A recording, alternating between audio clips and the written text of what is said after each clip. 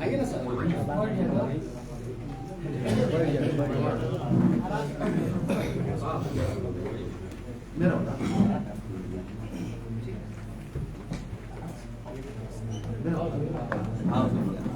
भैया कुछ वीडियो के ऑडियो ऑडियो नहीं वॉइस रिकॉर्ड में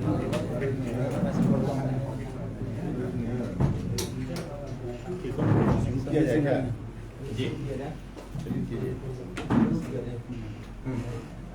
प्रिंट मीडिया और इलेक्ट्रॉनिक मीडिया के साथियों का राष्ट्रीय लोक जनता दल की ओर से बाबू वीर कुंवर सिंह की धरती पर अभिनंदन है, स्वागत है।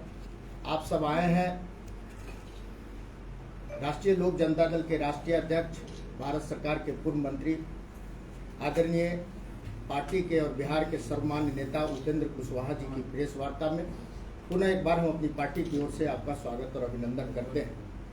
हम आपको बताना चाहते हैं कि हमारे आदरणीय नेता के साथ पटने से कई महत्वपूर्ण राष्ट्रीय और प्रदेश नेतृत्व के साथी चल रहे हैं। उनके नामों से आपको हम अवगत कराना चाहते हैं।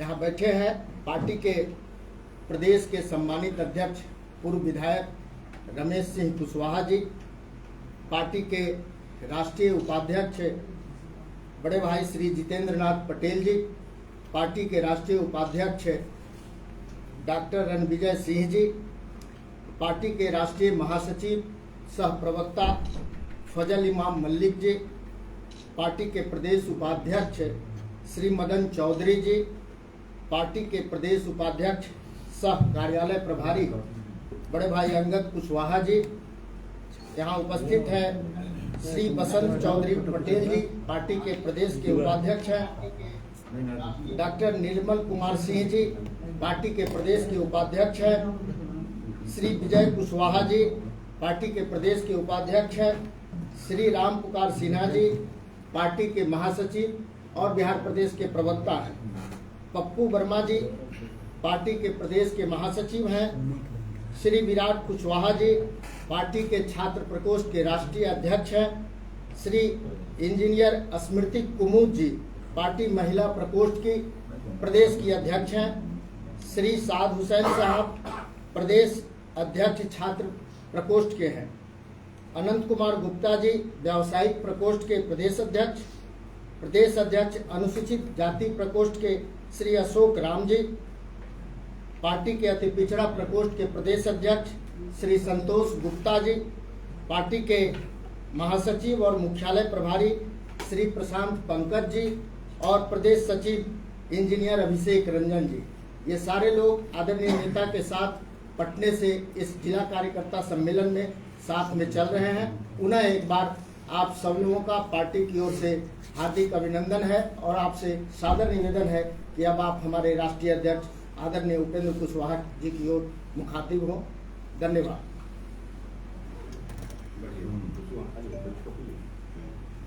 पूछिएगा नहीं सर, आप ही पहले तो बता दीजिए, उसके बाद पहले आप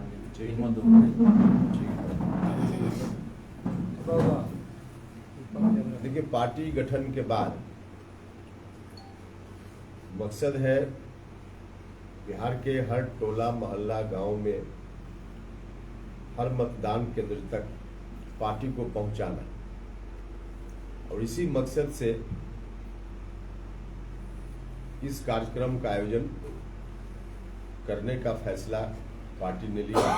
पूरे बिहार में जाकर हर जिला में कार्यकर्ता सम्मेलन करेंगे। इसी क्रम में कल भोजपुर जिला कार्यकर्ता सम्मेलन था और आज यहाँ से हम लोग जाएंगे बक्सर, फिर दूसरे दिन कैमूर।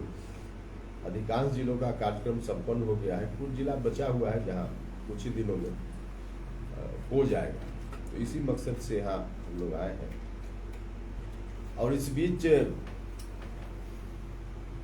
देश की राजनीति में भी कई तरह की घटनाएं हो रही है, जिस पर भी हम लोगों का ध्यान जाता है।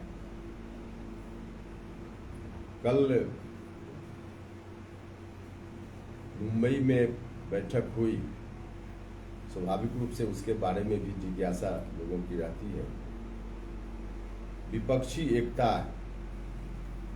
का प्रयास, कहा जा रहा है कि विपक्षी एकता का प्रयास है, और खास करके जेडीयू के लोग बिहार में बहुत उम्मीद लगाकर रखे थे कि जनता दल यूनाइटेड के नेता श्री नीतीश कुमार जी को कन्वेनर बनाकर बड़ी जवाबदेही दी जाएगी, लेकिन ऐसा कुछ भी नहीं हुआ। और लालू जी ने प्रेस को संबोधित करते हुए या फिर उनका जो भाषण हुआ उसमें राहुल गांधी जी की मजबूती की बात की। लालू जी लगातार संकेत दे रहे हैं पटना की बैठक से ही। यह ठीक है कि घोषित रूप में अभी विपक्ष का कोई उम्मीदवार प्रधानमंत्री का नहीं है, कल तक उन लोगों ने तय नहीं किया, लेकिन लगातार लालू जी संकेत दे रहे हैं। पटना की बैठक में भी उन्होंने यह कहकर संकेत दिया कि हम सब लोग तो बाराती हैं, दूल्हा तो राहुल गांधी जी ही है। और कल की बैठक में भी उन्होंने उनका ही नाम लिया, तो नीतीश जी कहीं इस दृश्य में दिख नहीं रहे। जेडीयू के लोग काफी उम्मीद पाल रखे थे, तो उनको निराशा हाथ लगी है। लेकिन पता नहीं जेडीयू के लोग कैसे इस तरह की उम्मीद पाल लेते हैं, मुझको थोड़ा आश्चर्य हो रहा है। देखिए, अलग बात है कि लालू जी नीतीश जी आज एक साथ हैं, लेकिन जेडीयू के लोगों को कभी लालू जी पर बहुत भरोसा नहीं करना चाहिए। अपनी राजनीति आरजेडी की कैसे बढ़े, और फिलहाल तो उनकी राजनीति बढ़ने का बस एक ही है लालू जी का ध्येय कि अपने बेटा को बिहार का मुख्यमंत्री हम कैसे बना दें। उनके जीवन का अंतिम लक्ष्य है यह, इसी काम में लगे हुए हैं। इसमें नीतीश जी की मजबूती के लिए कोई काम लालू जी करेंगे, यह कहाँ संभव है? यह कहीं संभव नहीं। दिखाने के लिए भले कुछ उस तरह की बात लालू जी करते हुए दिखेंगे, लेकिन कहीं अंदर से कभी भी लालू जी नहीं चाहेंगे कि नीतीश कुमार की राजनीति बिहार में और आगे दिन के लिए एग्जिस्ट करे या मजबूत हो। आरजेडी का लगातार प्रयास इसी बात को लेकर है कि नीतीश जी आगे की राजनीति में समाप्त हो जाए और फिर एनडीए या बीजेपी इसके खिलाफ उनकी ही पार्टी एक बच जाए बिहार में। यह इनकी लगातार कोशिश है और इस कोशिश में लगे हुए भी हैं लालू जी। और इसी बीच जेडीयू के लोगों ने मन में पाल लिया कि लालू जी मदद करेंगे, तो कहीं से लालू जी मदद उनको नहीं करने वाले हैं, जो दिखा। और जहां तक जेडीयू का सवाल है, तो जब से नीतीश कुमार जी ने निर्णय लिया कि बिहार हम आगे आरजेडी के हाथों में सौंप देंगे, इस बात की घोषणा उन्होंने कर दी कि आरजेडी के राजकुमार अगला नेतृत्व बिहार का करेंगे। उसी वक्त से जेडीयू के जो समर्थक लोग हैं गांव में, उनके अंदर नीतीश कुमार के खिलाफ ही जबरदस्त आक्रोश हो गया, क्योंकि नीतीश जी की पूरी राजनीति जनता दल से 1994 में जब हटे नीतीश जी, उस वक्त से लेकर लगभग अभी तक लालू जी के कुशासन के विरोध में ही उनकी राजनीति रही है। उनकी पार्टी का जन्म भी इसी पृष्ठभूमि में हुआ।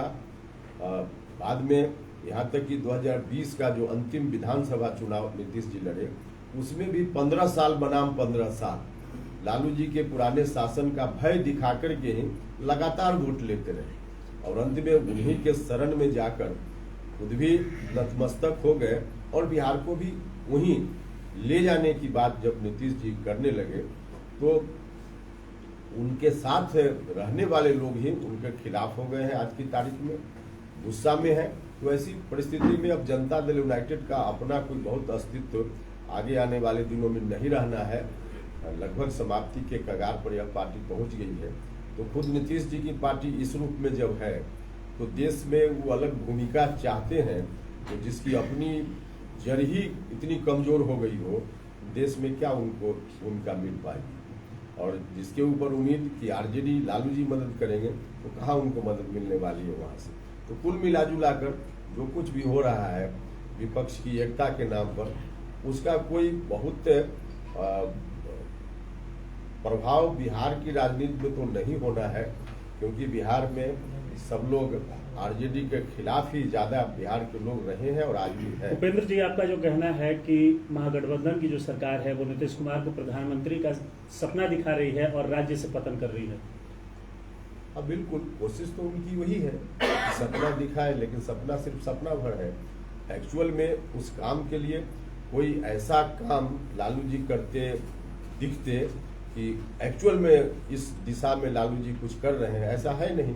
तो सपना दिखाना और बात है, लेकिन सपना दिखा करके किसी तरह से अपने बेटा को कैसे हम बिहार का मुख्यमंत्री बना दें, बस यही उनकी मंशा है। क्या नीतीश कुमार को कोऑर्डिनेशन कमेटी में शामिल करेंगे इंडिया?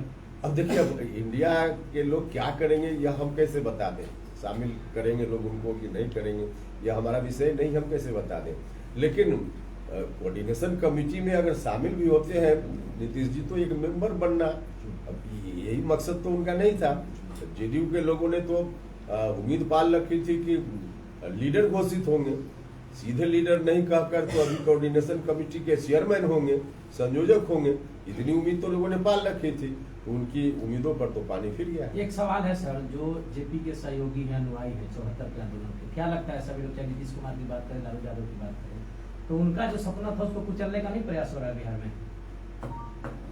देखिए, लालू जी का नाम जहां तक ले रहे हैं, तो लालू जी जेपी के अनुयायी के रूप में अपने को शुरुआती दौर में प्रस्तुत करते थे, और यह सच भी था उस वक्त, इसमें कहा कोई दो राय। लेकिन सत्ता में जाने तक उनके अंदर यह भाव था, लोगों से वोट हासिल करने तक यह भाव था। सत्ता में जब चले गए, उसके 2 साल 3 साल के बाद ही साफ साफ दिखने लगा कि जेपी के अनुयायी के नाम पर बिहार के साथ धोखा हो रहा है। और वह तब जब जिन लोगों ने समर्थन किया था लालू जी, उनसे अलग अपने परिवार में लालू जी सिर्फ सिमट गए, और भ्रष्टाचार की यह स्थिति बन गई कि देश क्या दुनिया भर में बिहार की बदनामी हो रही है। तो उसी वक्त लालू जी का रास्ता अलग हो चुका था। जेपी के अनुयायी होने की बात जरूर कर रहे थे, लेकिन रास्ता अलग हो चुका था। तो आप ठीक ही बोल रहे हैं, लेकिन अब नीतीश जी भी यही काम करेंगे। अपनी राजनीति का जब अंतिम क्षण उनके लिए भी है कि यह भी लालू जी के साथ जाकर नतमस्तक हो जाएंगे, और उसी परिवार को फिर से बिहार सौंपने में नीतीश जी भी लग जाएंगे, जिस परिवार के खिलाफ ही नीतीश कुमार जी का सारा जीवन रहा। तो यह लोग नहीं सोचते थे। लालू जी ने किया, लोगों को लगा कि लालू जी चलिए उनकी मर्जी, लेकिन नीतीश जी से तो यह अपेक्षा नहीं थी जिस रास्ते पर नीतीश जी चले गए। सत्ता के खिलाफ अगर संगठित होने की बात होती है तो बिहार के लोग ही उसमें आगे आते हैं। जैसे आप जेपी की बात कर रहे हैं, तो आज नीतीश जी भी आए, उस समय भी सत्ता परिवर्तन हुआ, आज फिर बिहार से आवाज उठी, विपक्ष सारा एक हो रहा है, तो फिर कहीं वही हवा तो नहीं चलेगी? देखिए, आप याद कीजिए जेपी का जो मूवमेंट, हम लोग तो जेपी मूवमेंट के बाद वाले हैं, लेकिन जेपी का जो मूवमेंट शुरू हुआ था तो सत्ता परिवर्तन की बात से नहीं शुरू हुआ था। जो मुद्दा था, भ्रष्टाचार का मुद्दा, शिक्षा में आमूलचूल परिवर्तन कैसे हो, इन मुद्दों पर जेपी का मूवमेंट शुरू हुआ था। मूवमेंट तो जेपी से पहले ही शुरू हुआ था, छात्रों ने शुरू किया था। बाद में छात्र लोग गए और उनसे आग्रह किया कि आप आइए लीड कीजिए, तो वहां से बात शुरुआत हुई थी। जनता की समस्या या लोगों की समस्या या छात्रों की समस्या को के कारण उस समय मूवमेंट शुरू हुआ, और बाद में धीरे धीरे बात वहां तक पहुंच गई कि सब विपक्ष की पार्टी एक हो जाएगी। लेकिन अभी तो कोई मुद्दा का मामला नहीं है ना, अभी तो सीधे नरेंद्र मोदी को हटाना है, इसलिए एक साथ हो जाइए। उस वक्त और आज में बहुत फर्क है। एनडीए में उपेंद्र कुशवाहा की अस्तित्व की अगर बातें करें तो अपने आप को कितना पाते हैं? देखिए, अस्तित्व की बात नहीं है, लेकिन खैर आपका सवाल है। एनडीए में तो आप सब लोगों को मालूम होना ही चाहिए कि हमारी पार्टी एनडीए में शामिल हो चुकी है। ये हमारा अभी तो फिलहाल हमारी भूमिका यही है कि एनडीए का उम्मीदवार बिहार में 40 में 40 जगह कैसे जीते, इस काम में हम लगे हुए हैं, और सब लोग हमारे लोग लगे हुए हैं। नहीं, सीट तो 40 की बात हो रहा है। एनडीए की लड़ाई की बात नहीं कर रहा हूं, मैं आपकी पार्टी की मैं बातें कर रहा हूं। उस पार्टी में अपने आप की कहां तक पा रहे हैं? नहीं, स्पष्ट कीजिए पड़ा कितने सीटों पर लड़ेंगे कितने चुनाव? सीटों के स्पष्ट ये है कि कितना कितनी सीट सीटों पर लड़ेंगे और कौन कौन सी सीट पर लड़ेंगे, यह बात अभी तय नहीं हुई है। ऐसा नहीं कि इस संदर्भ में बातचीत नहीं हुई है, बातचीत हुई है, लेकिन बातचीत उतनी सीमा तक नहीं हुई है कि हम इसको सार्वजनिक करें। समय पर हो जाएगा, कहीं कोई कठिनाई नहीं है, वक्त आएगा हम सार्वजनिक भी करेंगे। नीतीश जी जैसे ही एयरपोर्ट पे आए हैं, उन्होंने सीधे तौर पे कहा कि चुनाव का अब आगाज हो चुका है, अब तुरंत तैयारी कर लीजिए। उसमें आप कहां अपने आप को देखिए, चुनाव की तैयारी में तो सब पार्टी लगी हुई है। नीतीश जी बार बार बोल रहे हैं क्योंकि मुंबई से आकर के तुरंत उन्होंने ये हाँ, नीतीश जी बार बार बोल रहे हैं कि समय से पहले चुनाव हो। जी। देखिए, समय से पहले भी चुनाव हो तो क्या अंतर पड़ता है?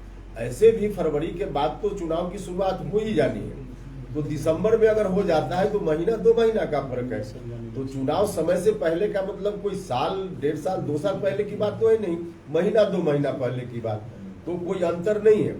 लेकिन मुझको लगता है कि चुनाव जो नियत समय है उसी पर होगा, और चुनाव की तैयारी के हिसाब से हम भी तैयार हैं और बाकी पार्टी भी अपनी तैयारी कर रही है। जेडीयू के कई विधायक और सांसद शायद आपके संपर्क में करने की बात कही जा रही है, जेडीयू के अंदर टूट की बात। देखिए, जेडीयू में हमारे साथ कौन कौन लोग हैं, कितने लोग संपर्क में है, यह एक विषय है।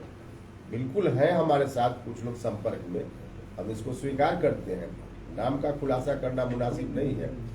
लेकिन जो लोग हमसे संपर्क में है उसके अतिरिक्त भी जितने लोग हैं, माननीय सांसद लोग हो, माननीय मंत्री लोग हो, सबने कहीं न कहीं अपना ठिकाना ढूंढ कर रखा है। कोई बीजेपी के साथ संपर्क में है, कोई हमारे साथ, कोई कहीं और, क्योंकि सब लोगों को मालूम है कि जनता दल यूनाइटेड की नाव पर चढ़कर अब चुनाव की बेतरनी हम नहीं पार कर सकते। तो सब लोगों ने अपना अपना ठिकाना, कनेक्शन लगा कर रखा है।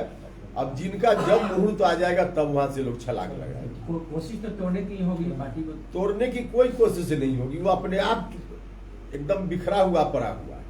वो तो खुद ही लोग वहां से संपर्क कर रहे हैं, क्योंकि उनको लगता है कि यहाँ रहकर हमारी राजनीति नहीं चल पाएगी, वो कहाँ जाए, उनकी आवश्यकता है, इसलिए लोग इधर उधर होने की बात कर रहे हैं। इसमें कोशिश करने की कोई जरूरत बाहर से हो, इसकी आवश्यकता ही नहीं है। वन नेशन वन इलेक्शन के बारे में क्या कहेंगे, क्योंकि कई पार्टियां देखिए, वन नेशन वन इलेक्शन की बात तो बहुत अच्छी बात है अगर ऐसा होता है तो।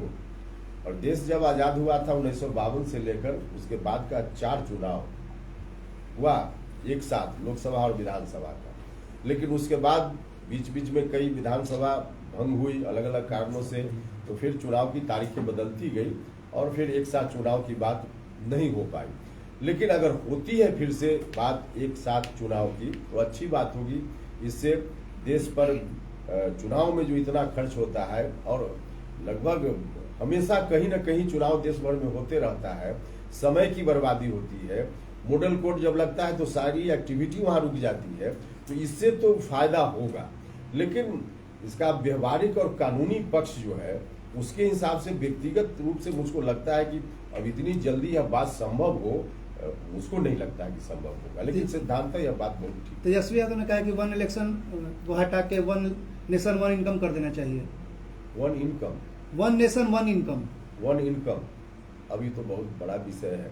इतनी आसानी से वन इनकम का क्या उनका मतलब है कि कैसे इसकी व्याख्या लगातार बातें उठती थी कि 70 साल के एज फैक्टर आ रहा था कि उसके बाद के लोग को चुनाव नहीं, अभी तक जबकि उसमें पूरी तरह से मोहर नहीं लगी है, लेकिन पक्ष से लेकर विपक्ष में ये बातें आ रही थी।